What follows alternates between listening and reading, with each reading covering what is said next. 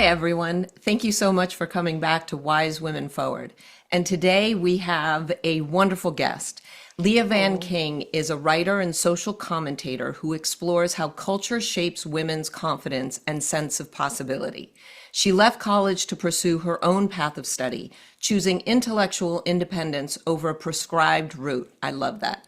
And has since focused her work on understanding how women are taught to shrink.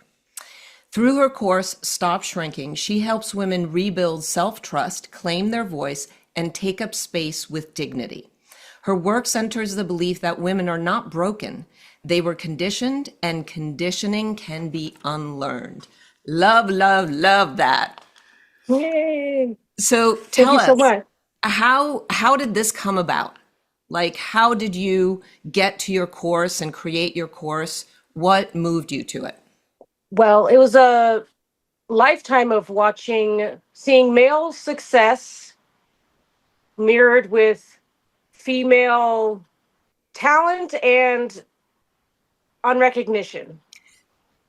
In other words, my father had a very successful career, and my mom was always bursting at the seams. She wanted to be an actress, do all these things, but she never pursued it. She stayed home and she raised the kids, which was what she really wanted to do. But my dad didn't help at home, so she didn't do both. But I would say what sparked me really speaking out was after Charlie Kirk was made famous and started coming out, and I started hearing all the things that he was saying. I thought, well, if he can just say whatever he thinks, like why don't I just what if I just start saying whatever I think?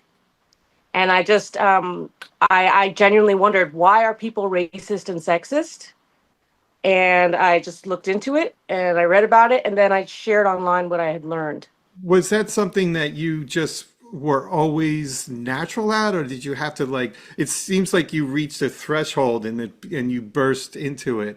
Was it natural to you? Did you have to get better at it? How did that all start for you once you started expressing your voice? Well, I've always been awkward socially, but a really good writer. So one thing I realized that I could do was write out. So my speeches are actually pre-written. I make talking points and I think them through. And then when I sit down, there's some ad-libbing, but it's mostly written. So that way I can collect myself and, be very poised and everything, and thoughtful.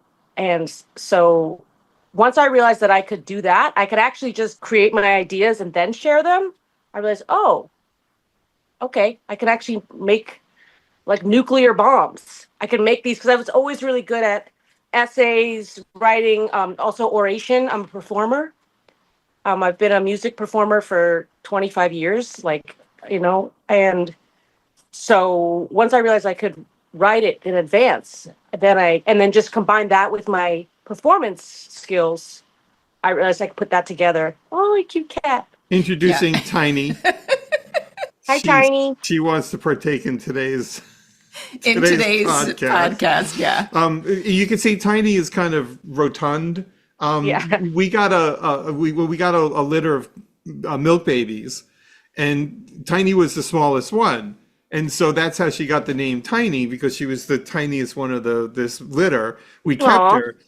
We're sort of in the mindset that we may have to change her name to Medium, Yeah. but then. No, it's Uh, cute. It's ironic. yeah, it is. It Exactly. is. Perfect. Exactly. And I, So, what I absolutely love about what you said and what you do is that the point is that even if you are shy, or as you call yourself, socially awkward, if you've got the thoughts and you can lay them down on paper or prepare them, you can speak them.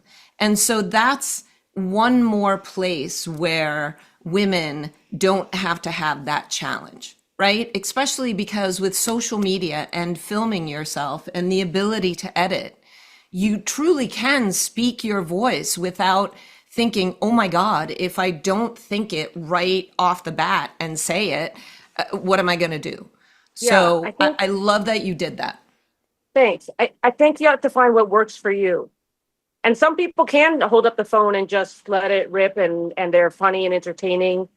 And I found that it works for me, that I enjoy it. I like to research stuff. I like to get the stats. I like to, put it together and then speak from the heart. So we got in touch with you because we were doing the premiere of Wise Women, Humanity's Untold Origins, our documentary in Los Angeles.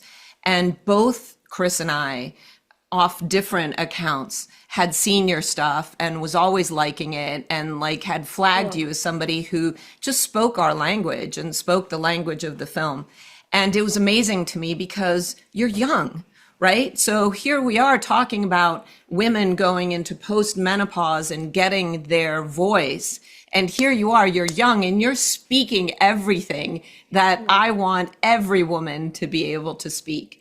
So that's why we invited you. And so in watching the film, as you're seeing, the fact of the social ability and organization and leadership that women have, and then it even gets better with age. Do you look Yes. forward to that? Because you're already Yeah. so amazing. Thanks. So how amazing are you going to get?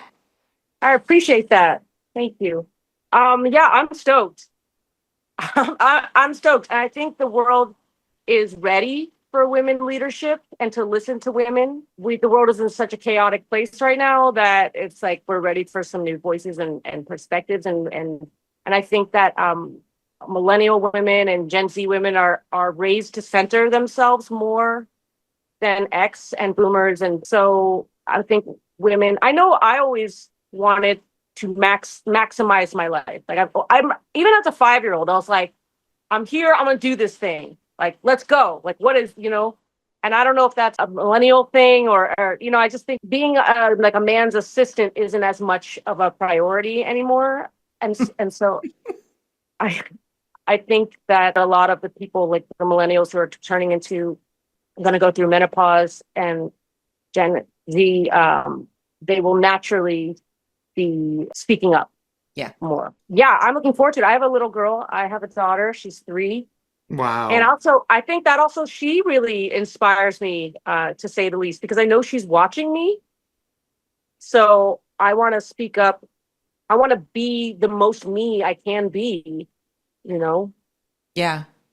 Be the most me I can Yeah, be. I love that.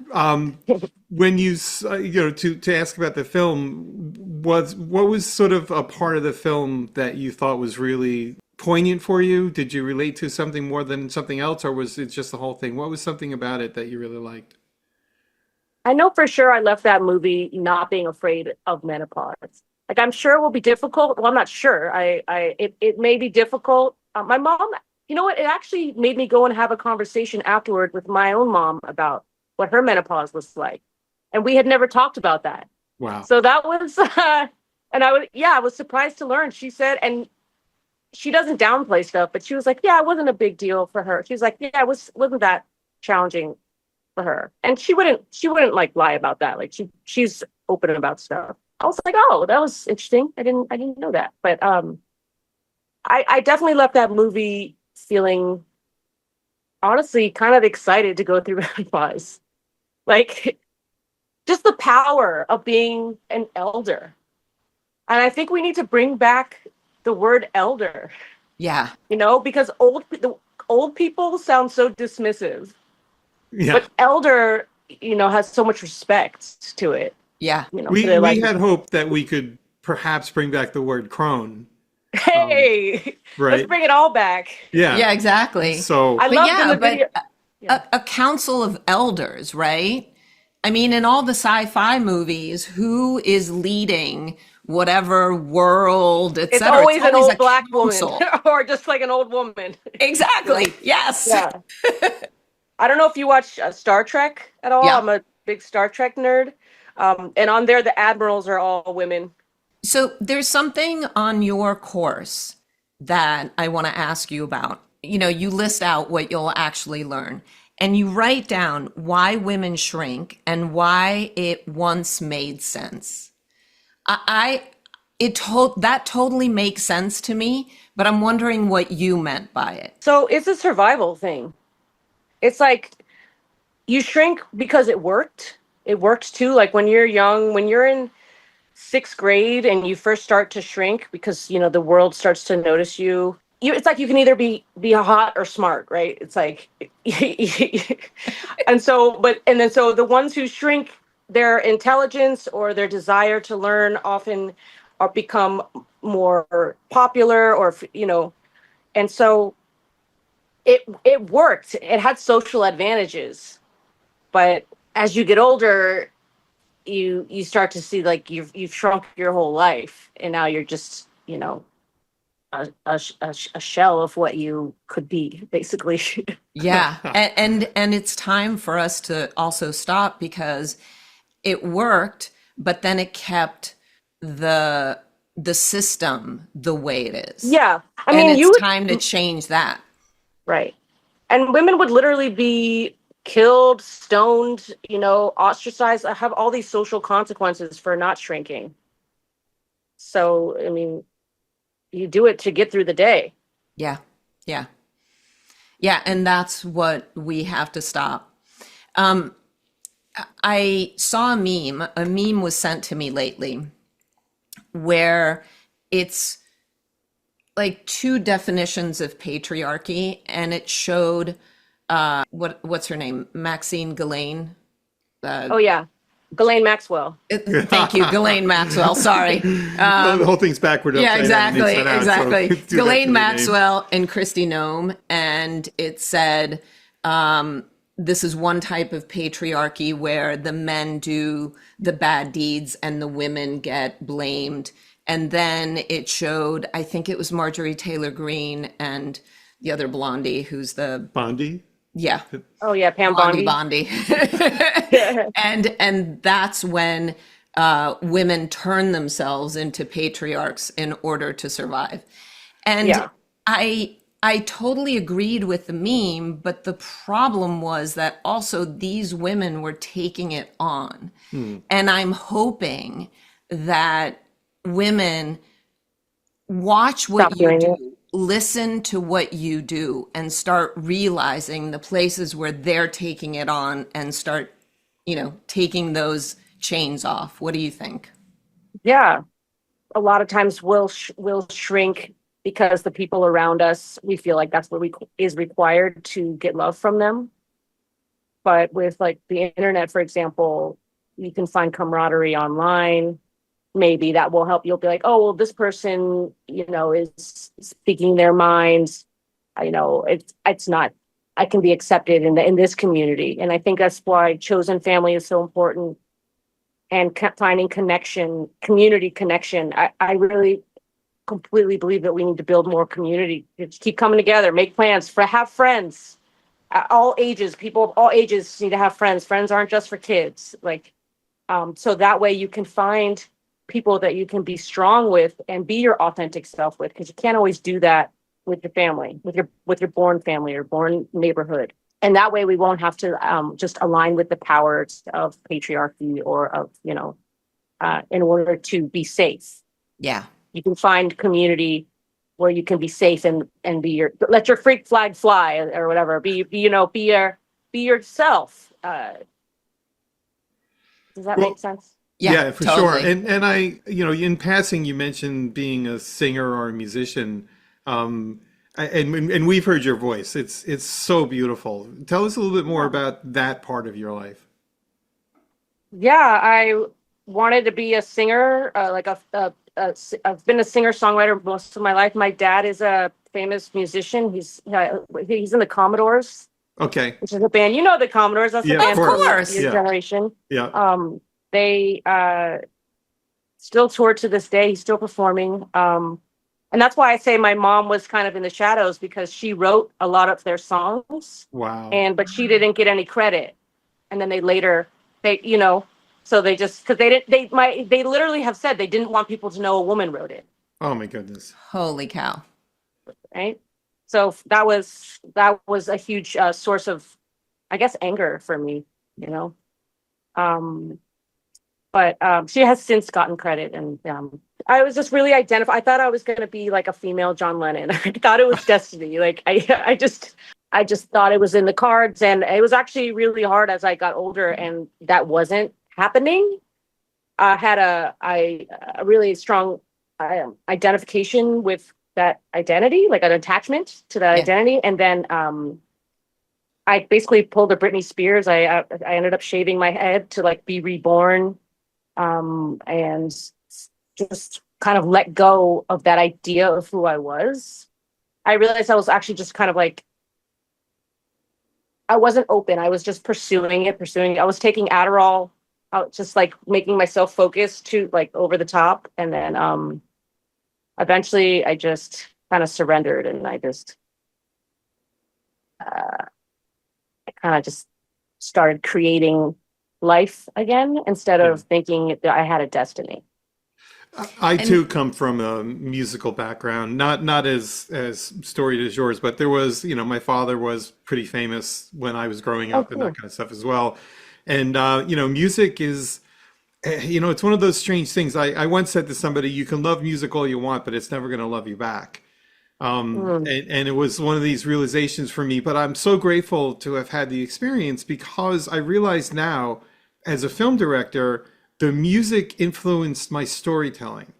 And it's really when you think about how much you have to tell stories and the structure of music, the stories have to fit in with this structure. I mean, even though, it's pretty easy what you can do in pop music, right? But still, it all has like this structure that you have to fill. And I just got so good at being relentless about things adding up and Yeah. finding stories. And I also sense that in your writing as well, that the stuff, it has a through line, it has a start, a middle, a finish, a climax. It is a song. So It is that's a part of song. it. That's a really Yeah. good point.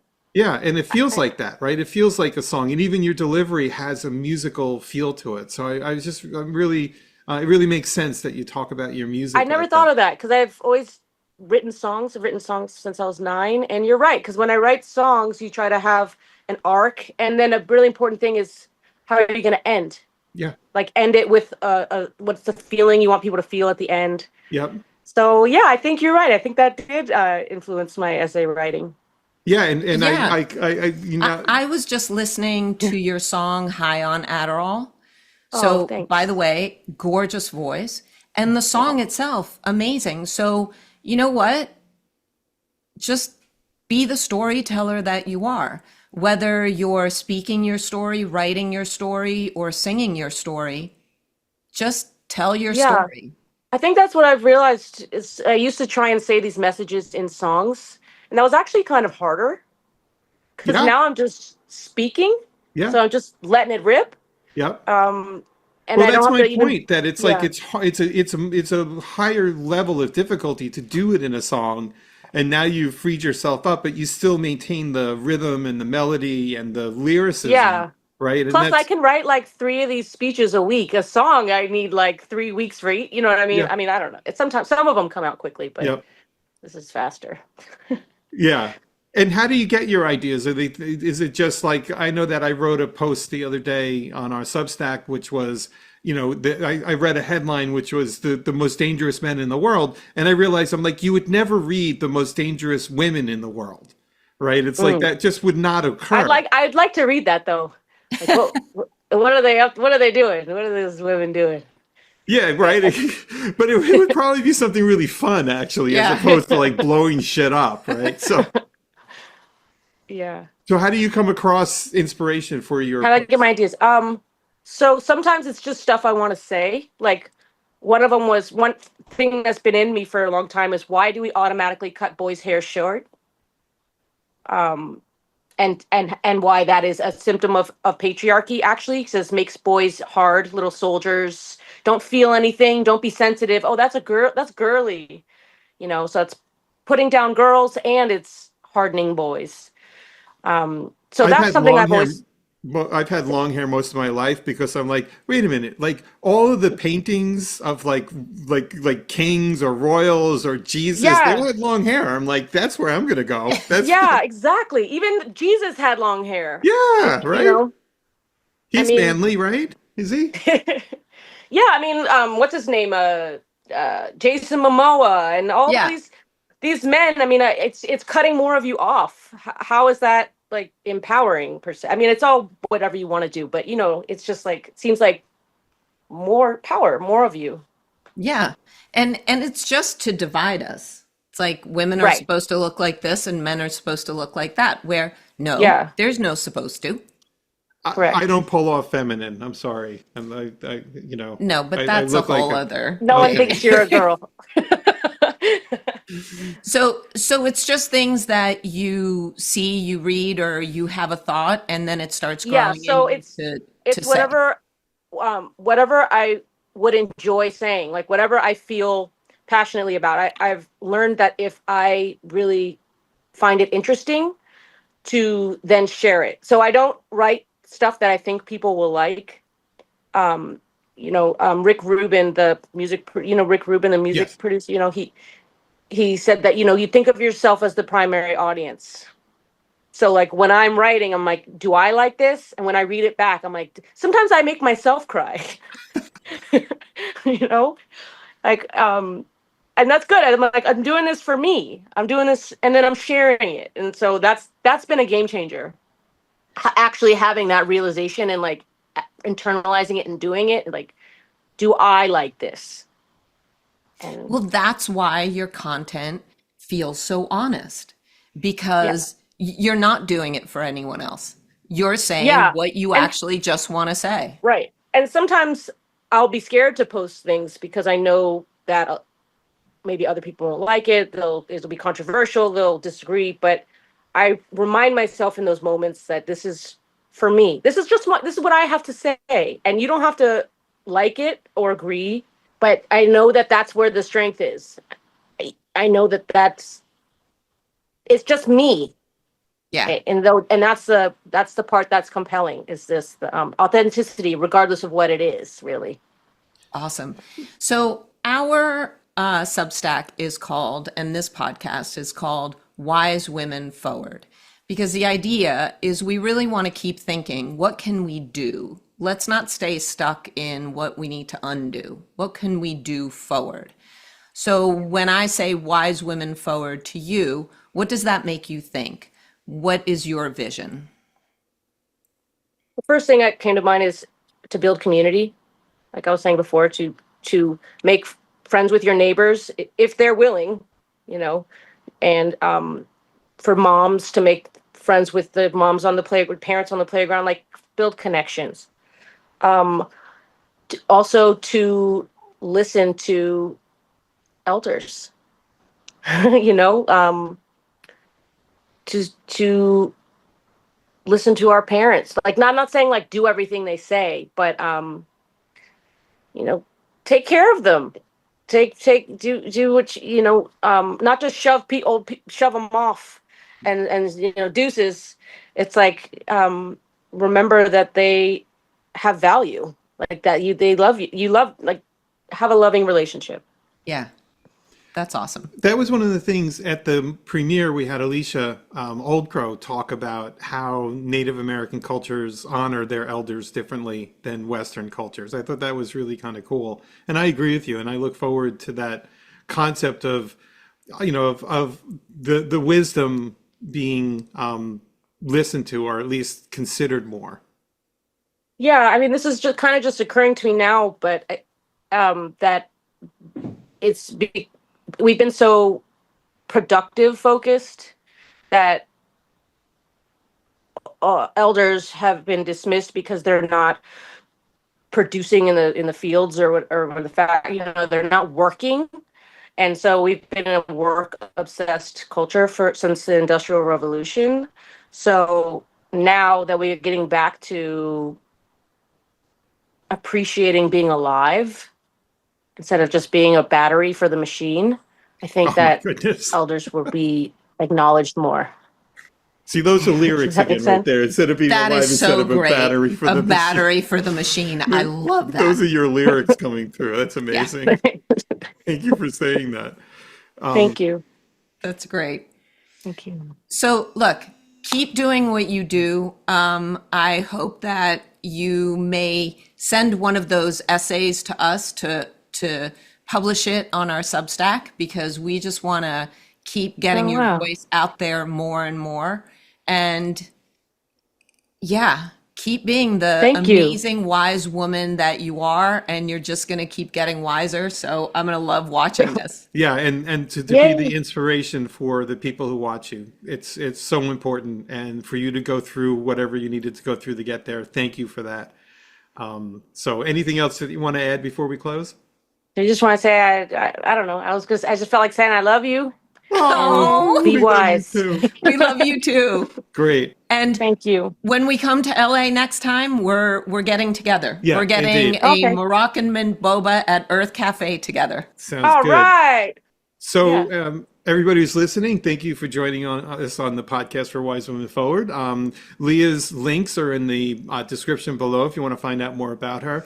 We love her. Definitely follow her. Definitely listen to her You will because not, she's yeah. got a great amount of amazing stuff to say. And you can find more about Wise Women, Humanity's Untold Origins on our website, wisewomenmovie.com. And we'll stick a link in the bio as well. So thanks everyone for joining us, and we'll see you again soon. Bye.